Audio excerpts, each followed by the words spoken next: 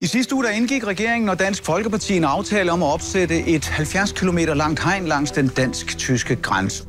Formålet er at stoppe vildsvin smittet med afrikansk svinepest fra at trække op fra Tyskland og dermed risikere at smitte danske svinebesætninger med den virus. Den der, de så rejst hegnet i min baghave, det var 30-årsdagen på murens fald. Så rejser vi en mur her i stedet for. Vi har stallen her på den danske side.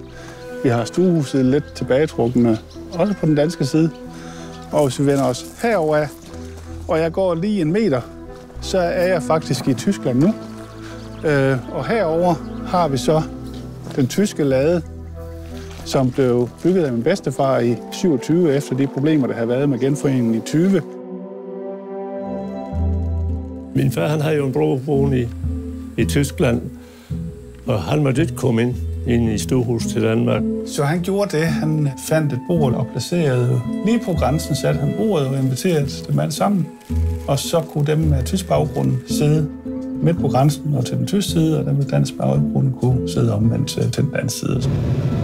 Er du egentlig klar over, at der bliver bygget et vildsvinehegn?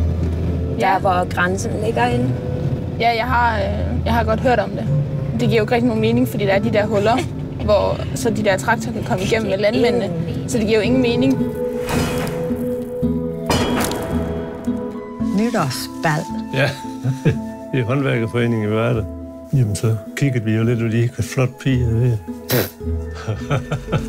Og så tror jeg, at Kitty kiggede lidt over mig. Den hegn, Ja. den er ikke rigtig kønt. Nu kommer politiet.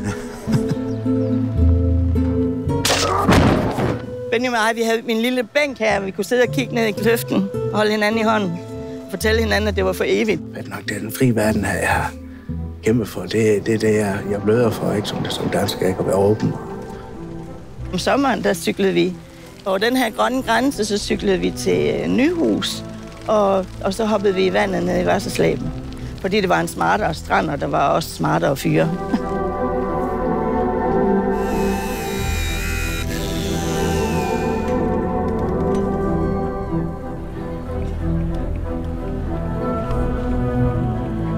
Det var hele Padborgs kælkebakke, faktisk.